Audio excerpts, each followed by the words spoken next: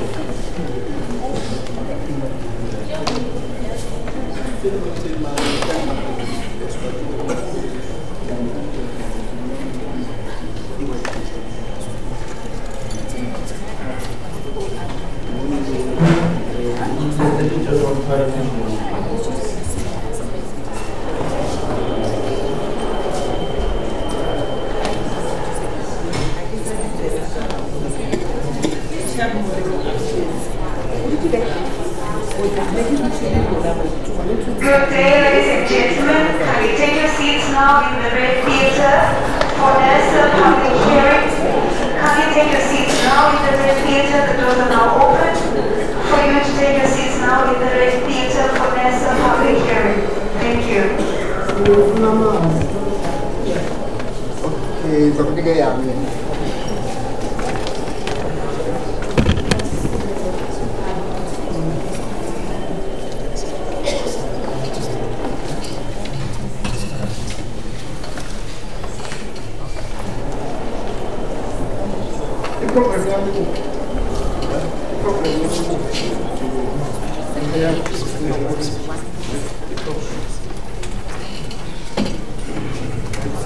Mr. Tedlock, can you please come forward?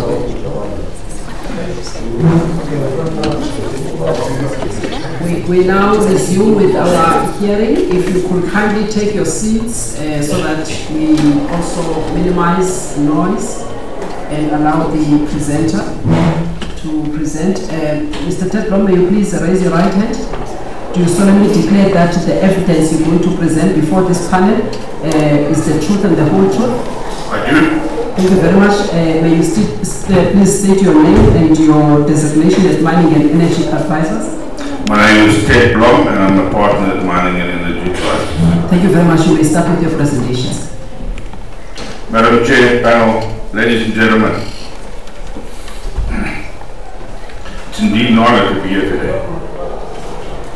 And I hope the message that I convey today to the panel will help represent yourself to Eskom and the decisions that lay ahead. As is customary, and to show Eskom that I do notice when they speak, I pay very close attention to what they say, and I'm trying to hold them to account. So I want to just comment on 3 issues that seem to me that require further explanation, which I don't understand. Firstly, those graphs that were presented, it seems to me there's a distinct trend of a downward movement in EAF from 2001. Madam Chair, you will recall that in my previous presentations I talked about Eskom being captured around about 2001. And I say that in the broader sense because that's when Eskom became a for-profit company. And we see the results of Eskom being a for-profit company in the graphs. Since 2001, there's been a slowdown of availability of electricity. Since 2001, there's been a messing around with the maintenance budget. Since 2001, and particularly in the blackouts of 2008, Eskom has been messing around with the coal stockpiles and ran out of coal. They did so again in 2013. Madam Chair, this is no coincidence. This is the result of greed. Ladies and gentlemen, this is the final call for the Nersa. Madam Chair, this is no coincidence. This is a symptom of greed by the management of Eskom because when I look at their salary compacts, they design the compacts to be in alignment with what a private company with the objective of making profit would be. So the higher Eskom's profits, the higher the bonuses to these people that are already earning 3 to 4 to 5 to 8 million rand a year. So the higher the cost of you and me, the electricity consumer. So there's a problem with the EAF, and it correlates directly with the privatization of Eskom in 2001. The second thing is, when the graphs are put up here, there seems to be an inverse over the last 5 or 6 years, and this, I think, correlates with what the panel's query is. There's an inverse relationship between maintenance and availability. The maintenance has gone up, it's got cut down with the new management of Eskom, who again are trying to manage this thing like a profit company. But as the maintenance went up, we saw the EAF falling. There's something wrong. Somebody's stealing the maintenance budget in the profit company. But as the maintenance went up, we saw the EAF falling. The other thing is that Eskom is misconstruing the statistics. They did so when they did the comparison in Nelspruit with the World Bank statistics, and we asked them to fix it up. They didn't fix it up today. The same with the statistics of energy availability with the European operators. They didn't fix it up today. Again, they're not telling us whether they are comparing statistics of capacity versus units. And I came back and I said earlier, late last year, that the availability of units in the Mpumalanga area in the late part of last year was below 50%. It's biased by the new large units. If you take it on a unit by unit basis, that is what works or is off. It's either on or it's off. And it's Eskom's using the stats in their favour by weighting it in favour of capacity output. So the situation is probably much worse than what they are acknowledging to us today.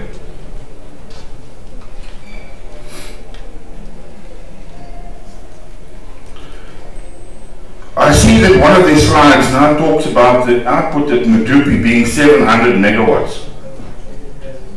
And that actually astounds me, because I always thought that the design's output was 794, or as we commonly call it, 800 megawatts. Is that a new tune? Is Eskom respect the units? Or why have you got 700 megawatts on your slides as a capacity output for Medupi and Kusile? What also astounds me is that Eskom is complaining about having to run its units in the red. And despite having to complaining about its units running in the red or over capacity, they're taking 12 or more units offline. Surely, if you are running so tight, you should keep more units alive to try and lower the burden that you are complaining about. So you not only are creating your own crisis, you're still shooting yourself in the foot in the process as well. And I can't understand that from a logical point of view. I'm further disturbed by the presentation of the CFO, where he says that Eskom will only reduce the RCA and the MYPD claims when they recover the fraud. Surely the fraud is just another symptom of inefficiency, and we should not be made to pay for the fraud. So in reality, from a moral point of view, the fraud should immediately be reduced from the claims of Eskom, immediately, and then the onus is on them to recover the fraud. At the moment, the way they're doing it, they're keeping the fraud into their revenue stream, and they're making it your and my problem. And we're not the people who police and who sit at the offices and see who's been stealing the money. They're the people who see who's stolen the money. They work with the people who stole the money. They even helped some of the people who stole the money. And they never blew the whistle in the last 10 years. So I find it irrational to say that Eskom will only reduce their claims once the fraud has been proven in the courts and has been recovered.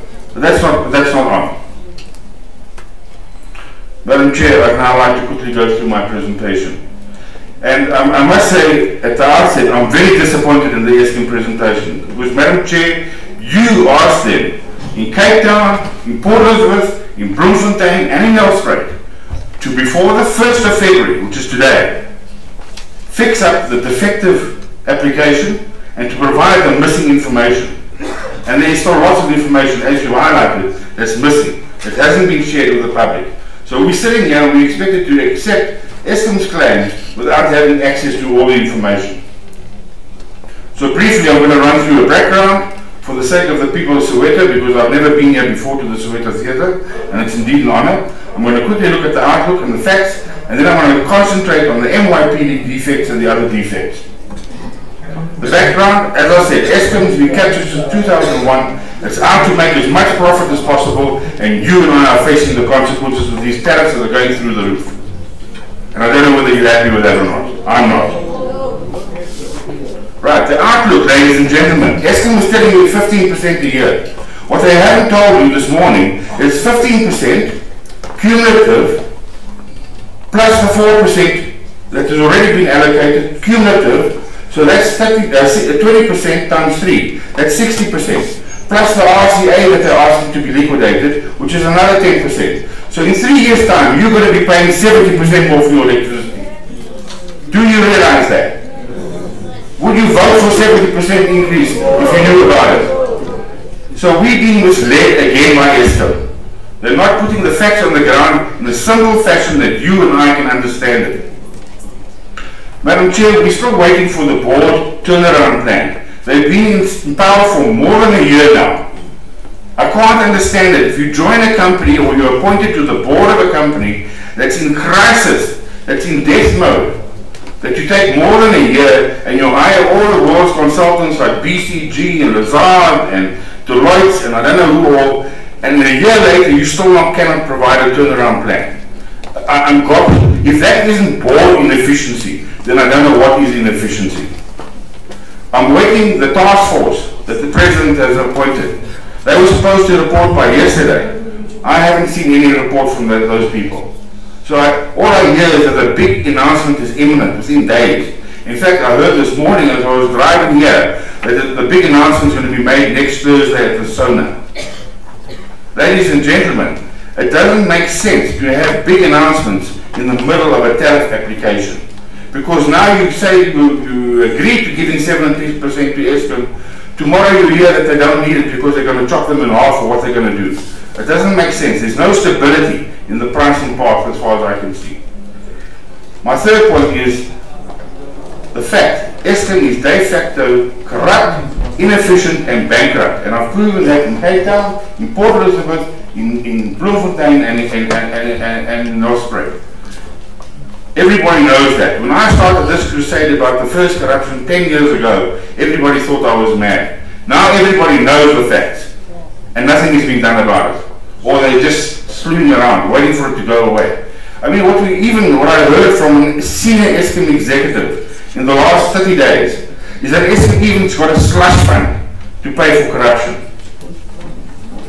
A slush fund. Money in the kitty in the back pocket that they can just dish out to their friends and to the corrupt people.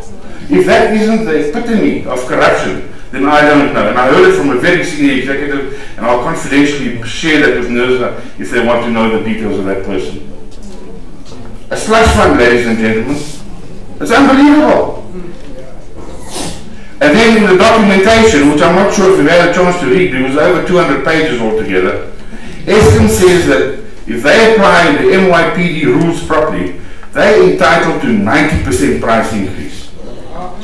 90%. All I'm saying is, if that's the case, there's something wrong with the rules. There's something wrong with the rules. When last have you had a 90% salary increase? Never. But Eskom thinks they're entitled to a 90% salary increase or revenue increase. I don't know which, we must call something new, a new discovery, Planet Eskom, because they're not part of this planet. I refer Nersa to his own observation that the regulator may initiate its own investigation into the governance failures in Eskom. I again appeal to Nersa, please start a forensic investigation so we can see how much has been stolen, by whom and when. Without those details, it's not going to come out in the Zombie Commission. They're not talking numbers there, they're talking acts. We need to know the numbers. For tariff, we need to know how much money has been stolen. You deserve to know and I deserve to know. I've labeled this just efficient producer stat, capex inefficiency, because the rules say Nersa can only give an increase to an efficient producer. Yeah, I'm going to quickly highlight the inefficiencies. Medupi, it's over 100 billion rand missing. Kusili, over 100 billion rand missing. Ngula, 30 billion rand missing. Optimum Coal with the Guptas, 2 billion rand missing. Arnett Coal, 2 billion missing. Eskom Treasury, 3 billion missing. It hasn't been surfaced, it hasn't hit the front pages yet. Transmission Division, 1 billion missing. Overvaluation of assets, which they use to justify the tariff to you and me increase, is over 800 billion rand overvalued. In terms of labour, we heard Mr. Langhoff talk about 150,000 job losses and 3 million families being affected by Eskom's tariff increase. Ladies and gentlemen, Eskom rubbished the World Bank report. You must think very carefully about this. Eskom rubbished the World Bank report. They say the World Bank is talking nonsense. The World Bank says Eskom only needs 15,000 workers. And that's people who work, not observers and passengers like we see at Eskom. Eskom currently has 48,000 people on their payroll. So what would you rather do? You rather want to pay 35,000 extra people at Eskom fat salaries, or you rather want to save 3 million or 150,000 job opportunities in the mining sector? One or the other. Either we get rid of Eskom's excess 35,000 people who are not working, or we kill jobs in the economy and it's going to affect 3 million families. I know how I would vote. The average Eskom salary is over 800,000. 800,000 a year, where they should be paid no more than 200,000. The cost to Eskom in these numbers that they're asking you and me to pay is an extra 31 billion rand. And the cost of the inflated salaries is 9 billion rand. That's 40 billion rand that Eskom could save if they just work properly. Just to illustrate the capital inefficiency again, in India, they built a big station like Medupi, complete, car, for 35 billion rand. Eskom has done one unit, Medupi unit, the first unit, number 6, for 40 billion rand. How can we pay 40 billion rand for one unit? India, they pay 35 billion rand for 6 units, complete. There's corruption, ladies and gentlemen, there's corruption. The tariff inefficiency. If there wasn't so much stealing and overspending and inefficiency, you and I should not be paying more than 40 cents a kilowatt hour. Nobody has paying less than 1 rand a kilowatt hour at the moment. In fact, if you're buying for your prepaids, you're probably paying more than 2 rand up to 5 rand a kilowatt hour. That's why you can't afford electricity, because you're being ripped off by the tariffs. I'm proposing for the people of Soweto a flat rate of 50 rand a month.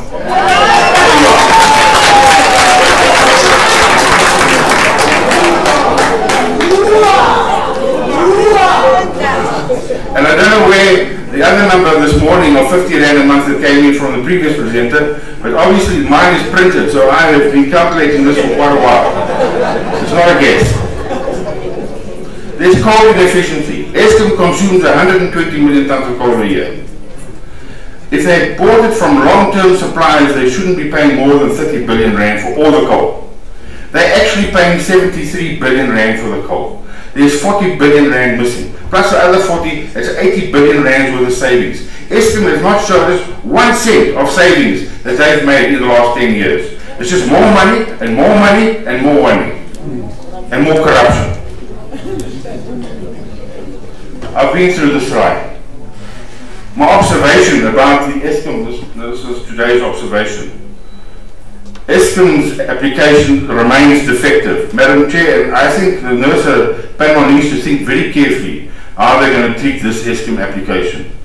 In my terminology, if an application is defective, it's void. Eskom were given an opportunity to fix this thing up by the 1st of February. Today is the 1st of February. The rubbish that they put on the board here this morning is still defective. It's still defective. There is still a 50 billion rand hole. Where do they think that 50 billion is going to come from? Is Mr. Ramaphosa going to make a donation? Where are they going to get the money from? They don't tell us. They're in the business. They get paid salaries. But they can't tell us where the money is going to come from. The revenue assumptions, as the chairperson indicated, are still invalid. They haven't adjusted them downwards as they were asked to do. They haven't factored in the impact of IPPs, the 57 IPPs that were sold. So now they're going to come back in 3 years' time and say, oh, we didn't make our revenue assumptions, so we want more money from you, another 10%, another 20%. When we know today that the numbers are wrong. And they haven't fixed them up. They were told to fix them up by today. They haven't fixed them up. I mean, as Mr. Langehoven said, in electricity for the industry, you either sell at a decent price, or if the tariff is too high, they close shop, they lose jobs, and they sell no electricity. That scenario is not incorporated in the Eskom's revenue projections. They have an inflated asset base. They tell us that their assets are now worth 2.1 trillion. I don't know where they get that number from.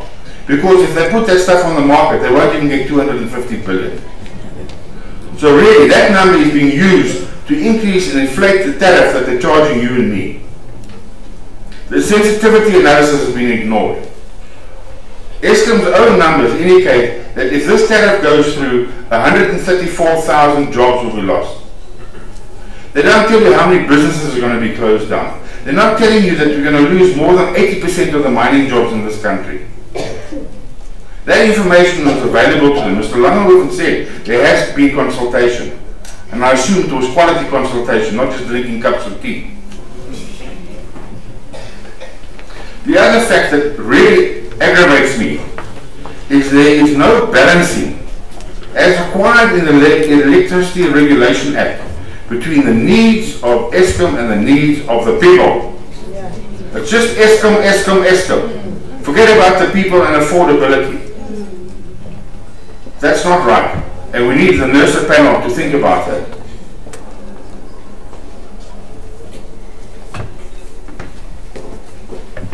The other question I want to ask is there seems to be something wrong with the RCAs and the tariff.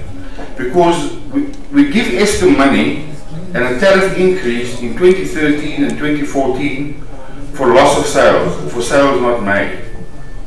When they come with the next application, they don't zero base it back and take those exceptions out of the number. They just keep on adding onto the tariff.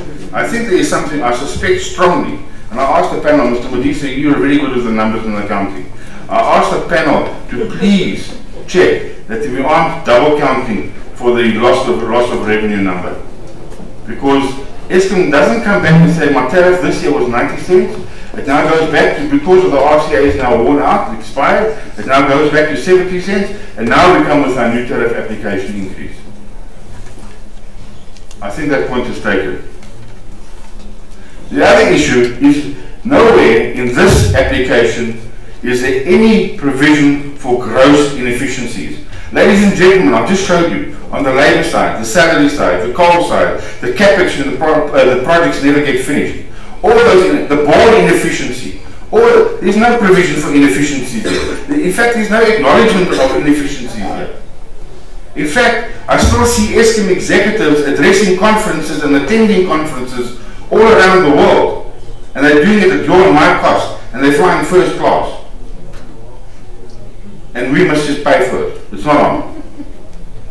The other thing is, the gross corruption, the Eskom presenter said in Gallagher Estate last year that the corruption is negligible. That's why he hasn't factored it into the application. I think the panel will recall that.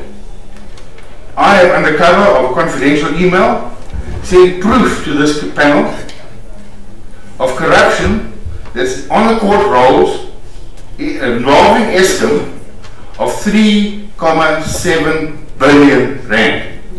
I don't see that reflection in Eskom's numbers. I want a reduction at least of the 3.7 billion involved with Brakfontein. And I'm not talking about the billions at Eskom, at Optimum, and I'm not talking about the knock-on effects of sending stone into Kusile and the other power stations. Now suddenly the maintenance cost is not enough. Why? Because Eskom is not buying coal, they're buying rock and stone, and they're damaging the boilers, and then they expect you and me to pay for it. The question you must ask is, will Eskom survive? I'm saying is, I don't see a new dawn in electricity. Maybe it will come next Thursday evening. I don't see an Eskom turnaround strategy. We're paying millions and millions of dollars for experts with no result, no outcome. I don't see the Eskom wise man report, and it's now more than due. All I'm saying is, if there's a big announcement next Thursday about a new Eskom that's going to be sliced and diced or whatever is going to happen, then it's surely premature to have the discussion now for a 3-year increase. At most, we can look at a 1-year scenario, and at most, a proportion of CPI. If Eskom does the savings I've highlighted in labour, in coal, and capex, they don't need an increase. They in fact need to decrease the price of electricity. I close off by asking and appealing to Nersa to scrap these applications until we see a full Nersa forensic report and, what is now apparently imminent, a fundamental restructure of the electricity services industry. Thank you very much. Thank you, Mr. Brown, for the presentation and for highlighting some of the important issues that Nersa needs to look at as it is doing its due diligence in terms of this application. I just want to check if my colleagues have anything to clarify. Mr. Foley, anything from your side? Yes, please. Thanks, Mr. Brown. A number of these slides you've presented to us a number of times. And Mr. Modise has asked, and I think you're going to provide the background information to the numbers here. Absolutely. There's just one thing, this slide number 7 on the Mundra project actually intrigued me, so I went to go and look at this project. And I think you need to go look at it because the information says there's 5 units, not 6. They canned the last 2. The 2008 number for the 5 was 4.14 billion, which is about 77 billion in today's terms. And currently, they are also not making enough money to cover the debt servicing costs. It would be interesting if you looked into that and came with some information at the next time you go. Are there any parallels to ESCOM? Thanks. Thank you very much. Anything from your side, Mr. Otis? Fine. All right, Mr. Kiss. And nothing, just a reminder to say, please do provide the background information for us to look and analyze accordingly. Thank you. Thank you, Mr. Spark.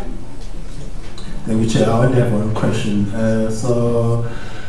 With respect to the cost of fraud and corruption, ESCOM this morning said they will only be able to account for that in future RCAs, and you are saying they must do that now.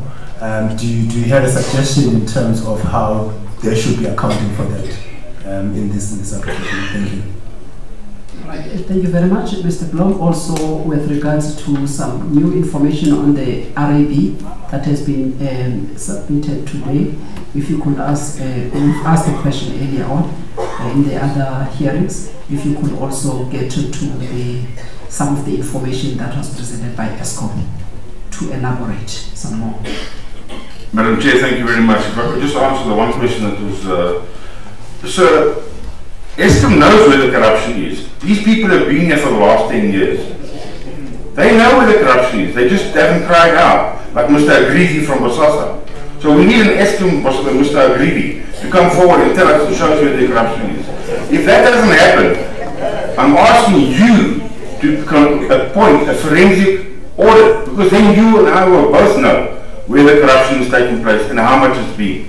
But ESCOM is not going to come forward. We've asked them for years now to show us the corruption. Since 2009, when the coal corruption was only 8 billion rand a year, I've been asking for the corruption and for a forensic audit to be exposed. It's now 2019, it's 10 years later, and we still haven't seen the signs of the corruption. I'm guessing as best I can, and on the information that's leaked to me from time to time. But you're right, sir. You and I will only know, because ESCOM is not going to tell us, if there's a proper forensic investigation into ESCOM. Even if we just start with the coal division and have a look at that and see how much the corruption is and how much it's costing these people extra in wasted money and inefficiency.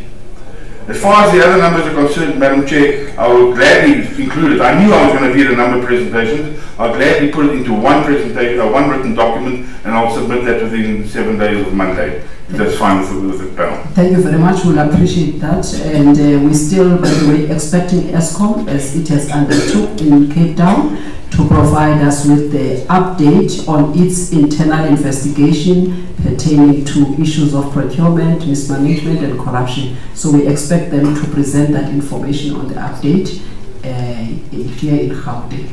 Thank you, Mr. Chairman.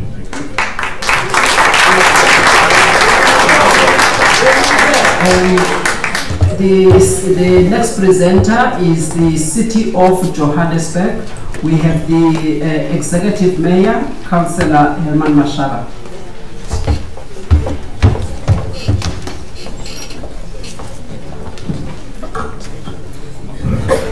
May you please raise your right hand, sir?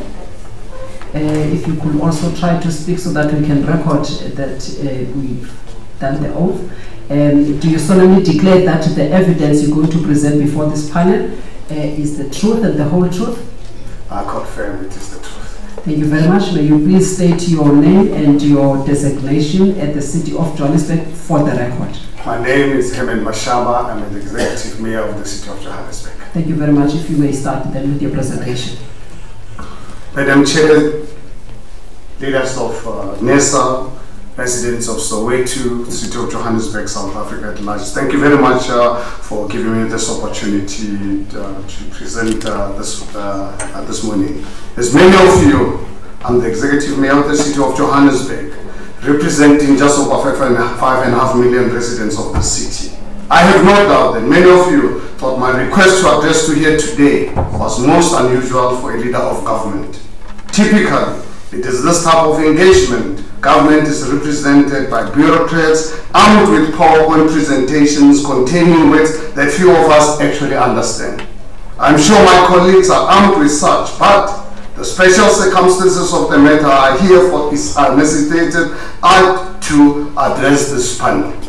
Ladies and gentlemen, I intend to speak to you plainly and lay out the concerns held by the residents in respect of this proposed tariff increase.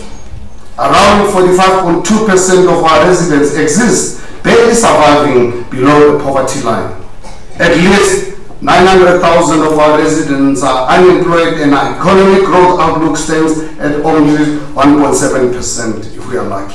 Recent estimates expect inflation to average at 4.8% in 2019, 5.3% in 2020, and 4.8% in 2021. Given this context, I'm here on behalf to say what is being proposed. 15% increase in electricity tariffs year over the next 3 consecutive years is totally unacceptable. Once, a long time ago, Eskom was an internationally respected company and a brand which serves South Africans and a quote from Eskom's themselves. In 2001, Eskom adopted the strategic intent to be the preeminent African energy and related service business of global stature. In December, Eskom was presented with the Power Company of the Year award at the Global Energy Award ceremony in New York City. In March 2004, some 7.8 million households had been connected, a massive jump from the 3 million households connected in 1990. Partly in recognition of this achievement, in 2004, Eskom won the Makino Sunday Times Grand Prix Award for having done the most to uplift the lives of South Africans. It was also identified in the same year by Makino Sunday Times as South Africa's most admired brand. End of the quote. It is clear to all here that Eskom of old is dead and gone. Gutted by those who have since associated the name with maladministration and corruption. Members of the panel, Eskom has already been granted a tariff increase for 2018-19 of 4.1%. We are here today discussing the proposal of adding a further 15% increase for the current year, taking the total increase under discussion to a shocking 19.1%. In 2011, Eskom indicated that it would return to inflation-based increment by 2016. We now know that this has not happened, with compounded tariff increases currently standing at 368% over the past 10 years. If Nersa grants Eskom a request of 15% per year over the next 3 years, the compound tariff increase by 2020-2021 will stand at 608% over the last decade. How do you then allow something like this to happen? Eskom is effectively asking that the residents of our country foot the bill for decades of maladministration and mismanagement. Chairperson, with the greatest of respect, this has to stop, and I plead with you to hear the voices of our residents, business owners, entrepreneurs, and the unemployed people of our city. Household income is under siege. Salaries and wages, for those lucky enough to have them at all, have grown incrementally at inflation-based levels, while the cost of living continues to skyrocket. VAT, fuel, e-tolls, food income tax, education, school uniforms, and books all continue to rise at a speed that salaries and wages have not kept up with. The reality, when the cost of living is factored in, it is that household income has actually declined in real terms over the past decade. Arising from this, residents have had to choose between which bills to prioritize. We see this in the city of Johannesburg with a debtors book that is growing and a collection level that is actually declining. After all, when facing with a choice, would you pay your electricity bill before your children's school fees? That's a decision our residents have to make. I've met with the business owners in the city of Johannesburg, big and small, as recent as yesterday. Without exception, they all agree that the cost of doing business in our country is too high. Concerns are that the barriers to growing their businesses and creating employment for our people are too high. They are all saying that it is safer to place their money overseas. Chairperson, we have a crisis of unemployment in Johannesburg. As I've already mentioned, 900,000 of our people do not have a dignity of our work in our city today. As a city, we are doing everything in our power to change this, but we exist in an environment of national policy uncertainty. We exist in an environment where government is beholden to organized labor and not operating at arm's length. We exist in an environment where, in many communities, a young person stands a better chance of becoming a drug addict than a doctor, a lawyer, an engineer, or an accountant. But we have the ability to harness the job-creating power of business in our country to address this crisis. We have the ability to support small businesses to drive up unemployment level. Sadly, however, ESCOM is playing a leading role in hampering this potential by charging absurd increases for an unreliable supply of electricity. Members of the panel, studies have shown that there is a negative long-term relationship between electric prices and economic growth. That is, increased electric prices have a negative impact on economic growth. South Africa functions in an environment where we need to grow small and medium enterprises that function to generate jobs for our people. Under the current economic conditions, it is the same businesses which are often forced to function at slightly above break-even point if they are actually indeed fortunate to survive. The SMEs poorly paying, only able to survive sudden price shocks at the operating cost increase due to higher electricity bills. Increased operating costs also force businesses to increase the price of their products and services, and that cost is ultimately carried over to consumers and consumption is reduced. Consumers are thus not only directly influenced by increases in electricity prices, but also indirectly through general price increases. Increased electricity prices contribute to insecurity for businesses and consumers, and it has a potential on investment spending. Even with the respect of the city of Johannesburg, the same would be said for services provided by City Power. Given the present state of affairs, a tariff increase of the magnitude discussed here today would also affect the city of Johannesburg through our own utility called City Power. Given the strained nature of our residents' pockets, rather than transfer the full cost of the increase in the price of electricity to residents, the city would find itself in a situation where it may be forced to try to subsidize the cost of operation at the entity in order to lower prices transferred to our residents. The money from this would need to come from somewhere, and that would mean diverting money from other service delivery needs. Even in a situation where the city does not seek to intervene, revenue losses would still occur, leaving the money for driving service delivery. I wish to emphasize this point, Chairperson, members of the panel. A report prepared at the submission for the 2015-2016 Division of Revenue Estimation determined that surplus electricity supply to municipalities has been steadily decreasing over the past few years. A decline in the surplus affects the extent to which gross subsidization can be used to fund delivery of other services, or the extent to which electricity can be distributed to low-income households. In accordance with the city's expanded social package, qualifying residents receive up to 150 kilowatts free electricity per month in the city of Johannesburg.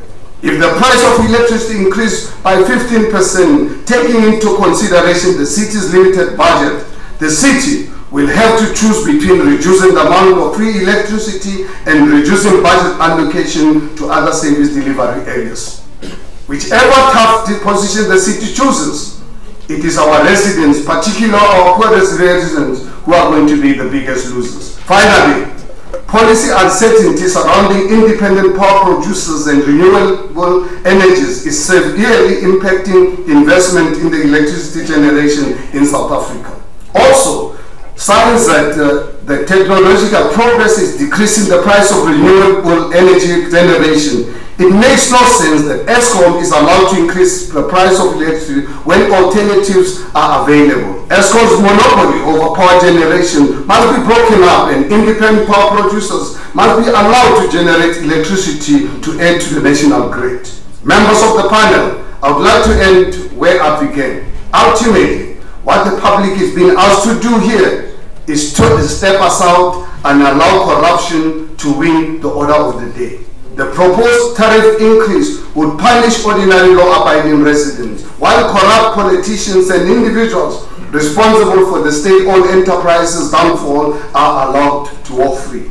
Before we allow this to happen, ESCOM must demonstrate that they are prepared to seriously reform the organization, including apply consequence management for those who have been responsible for the mass mismanagement and looting of this organization. Those who are up to their knees in corruption must face the full might of the law, including getting the money from the entity returned to South African. Chairperson of the panel, just over 900,000 unemployed people of our city, our struggling businesses and our residents are looking to you, praying that you do not weaken their already bleak prospects under the current economic condition. I pray, and I truly pray, that you will hear us and you hear them. Thank you very much. And I would also like to give you my presentation to further elaboration of some of the issues that I've raised. Thank you very much.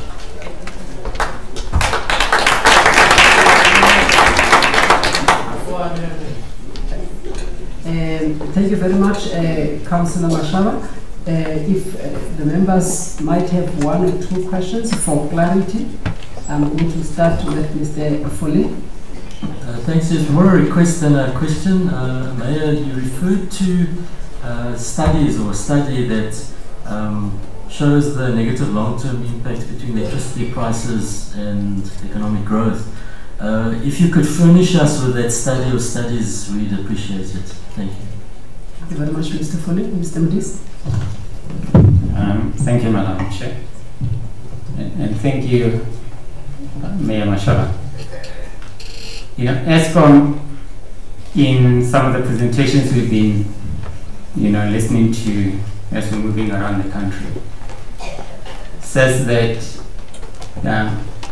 cities like yourself are part of the problem.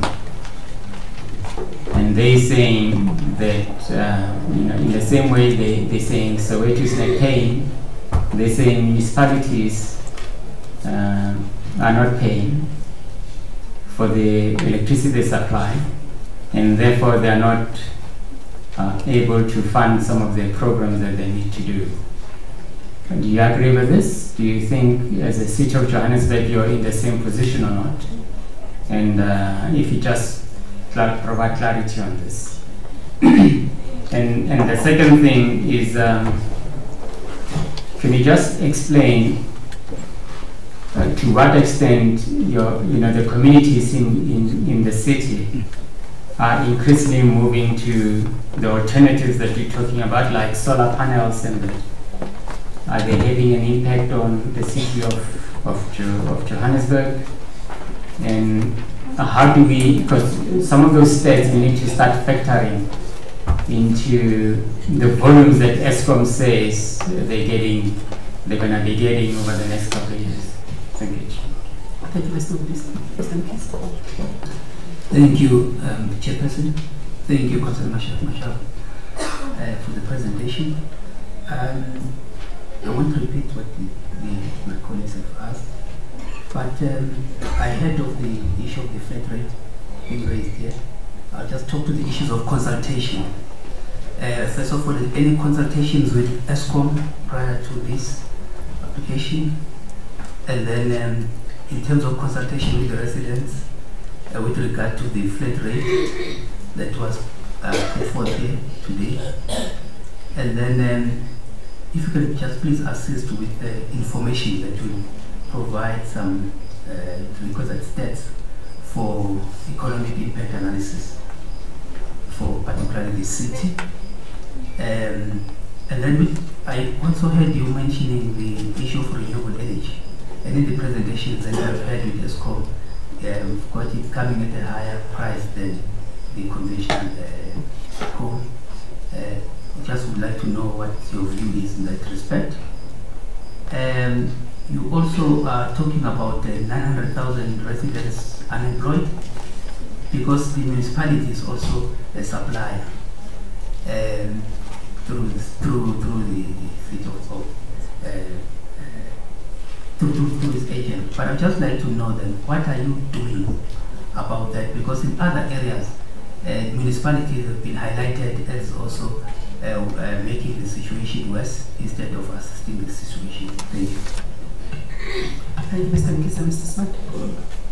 Right. Just one more question from my side, or perhaps two. There's been concerns around the use of middlemen. The use of middlemen by the municipalities themselves in supplying communities, the cost associated with that. So I just want to understand from your viewpoint as to the role of the middlemen, as well as whether there are any plans from the city of Johannesburg in cutting down the cost to the members, to the communities, in trying to respond to their concerns about affordability and these costs that they incur with regards to the use of middlemen. Middlemen can be resellers and others, maybe, I don't know how you make use of them, those that are probably working with the city of Johannesburg. Thank you very much, the panel. In terms of the study, I'm hoping it is, obviously I've given you to my study to really show you over the last 10 years how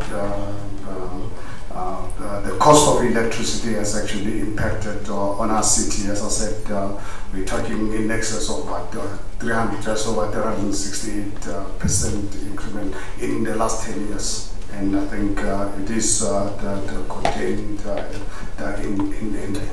And it's actually, I find it quite interesting for ESCOM to say that the cities are also part of the problem. As all of you are aware, we're, us as the city of Johannesburg, with a new government just 2.5 years old. And when I took over, or we took over this administration, in the budget that the council before us approved, they had 1.2 billion rands of subsidy that they were supposed to receive from ESCOM. Hardly 6 months into our new administration, ESCOM reneged on this. Just hardly 6 months. So as you can imagine, the impact on this to us. Over and above this, we had another challenge from the Department of Energy, where they had committed the money to the city to electrify informal settlements and other incomplete housing structures. We spent 388 million rand. Department of Energy reneged on that as well. So for anyone to say that we part of the problem, we find it really very difficult to compliment. In terms of the solar panels, as you're aware, majority of our people, particularly in the poor communities, we're sitting at the moment in the city of Johannesburg with roughly 220 informal settlements. Half of them with no services whatsoever. That's why just 2 days ago, the Council of the City of Johannesburg passed our adjustment budget, where we've actually improved, we've increased our spend on electrification of this informal settlement so that our people can, for the first time, actually get electricity, because they're unemployed, they're desperate, in really difficult situation. And over and above that, it's not only people in informal settlements who are desperate. On a daily basis, I look at our data's book as the City of Johannesburg. More and more families, be anywhere, be in Sandton, be in Midrand, more and more of our people, working professional people, families are losing jobs. And us as a city, we need to accommodate them. It's really very difficult. It becomes very painful for us as a city when we've got to take a decision actually to go and switch off. But at the end of the day, unfortunately, the rule of law has to apply. But it's not an easy decision for us as a city to take. But from time to time, we are forced, and we can see our debtors book actually going up on a daily basis. Now, if we are talking about the current situation where Eskom already in this current financial year has already taken the 4.1%, and now they're talking about another 15%. You can imagine, honestly, you don't have to be an economist, you don't have to be a financial wizard to understand the impact on this on society. When we passed our current budget last year, it took maybe 3 sittings of council to be able to pass that budget. You know where the biggest problem was with the councillors? Was on electricity and water. I had to actually compromise and reduce the rates. But now, can I, as a city, can we afford to absorb this 15% any longer? Unfortunately, it's not going to be possible. And I'm right in the middle of preparing a budget for the 2019-2020, which I must present to council end of May at the latest. What am I going to say to our communities? In a few weeks' time, I'll be starting IDP sessions to engage our communities. What am I going to tell them? That is why in our IDP sessions, our people are restless. Now, am I going to tell them, Eskom expect them to pay another 15%? So, the panel, I'm asking you to assist me. Otherwise, you are putting me in a very, very difficult, compromising situation, because our people out there are really quite in a difficult situation. In terms of renewable energy, I think over the last 10-15 years in this country, we've had private companies requesting to really be given the opportunity to bring in renewable energy into our grid. But we read every day that they're not really getting the support. And I believe you, the panel, can really play that key role in assisting Eskom to ensure that we can get the private sector participation in this space. Around the unemployed people, what we are doing as a city of Johannesburg, this for me, if you look at the city of Johannesburg under our new administration, we've got 9 mayoral priorities. The first mayoral priority is to grow the economy, but not just grow the economy, so that the construction industry can employ our people. We've invested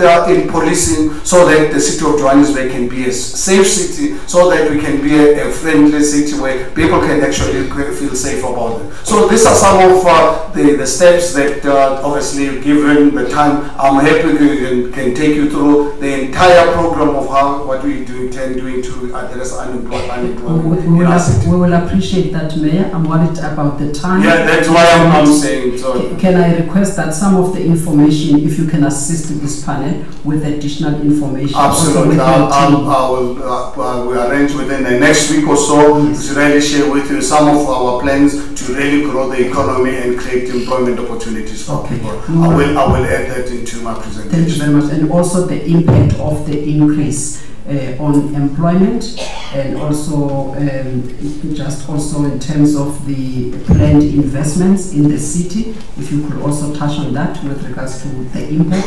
But the other issue that we would request you, I don't know if maybe your team is here to also take down these aspects, but Nersa will also add, because the Nersa team is here. If you could also address the issue of substitutability, maybe issues of switching to the core generation effect, because Eskom mentioned that also last week. Yes, and also maybe the plans with regards to gas in the next 3 years or so. So if you could just touch on those with regards to the plans the city have. Absolutely. The other issue is around the consumption levels, whether the city in the past 3 years has reduced its consumption in terms of the bulk purchases, and what are the reasons for that. And also going forward, is the city looking at reducing it based on the increase that is being requested? Yeah, thank you very much. I think to respect time, we'll make that entire information available to you, including the question of the usage of the middlemen in counteracting this.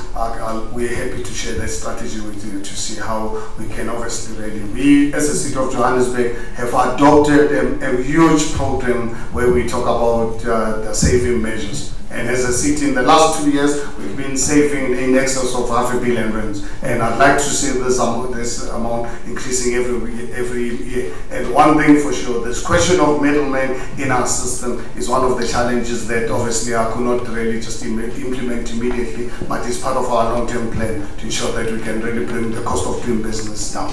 Thank you very much. We will appreciate that, including the some of the gas infrastructure usage for maybe heating and lighting and that sort of thing. If you can look into those aspects with regards to substitutability, if you intend reducing the consumption, bulk purchases because of the price. Thank you very much. Thank you very much for your time. Appreciate the opportunity. Thank you very much. We appreciate it. The next presenter is Mbongeni Samuel Ngosi. Do we have Mbongeni here? Can I check? Mbongeni khona ucaluza ngaphambili. As you coming forward, I want to check if we have Martha Mukati. Ukhona Martha? Okay. Pauline Moshumi and Zwelo Mchazo, Masakhane Civic Organization. Ukhona? Kosi. No, Ali, member of the public as well. Ali ukhona? Ali wena usabile na awusazi uzoyibeka indaba yakho. Miriam Chumayelo noVicky Makhubo, Zivuseni Community Project. Bakhona bona? Very good. All right.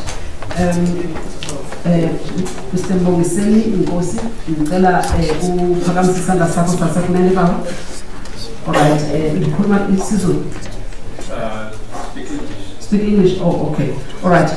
Do you solemnly declare that the facts you're going to present before you today? Mbongeni Samuel Kosi, a member of the community, another job in the community. I'm a church leader. Which community? The community of Endicott.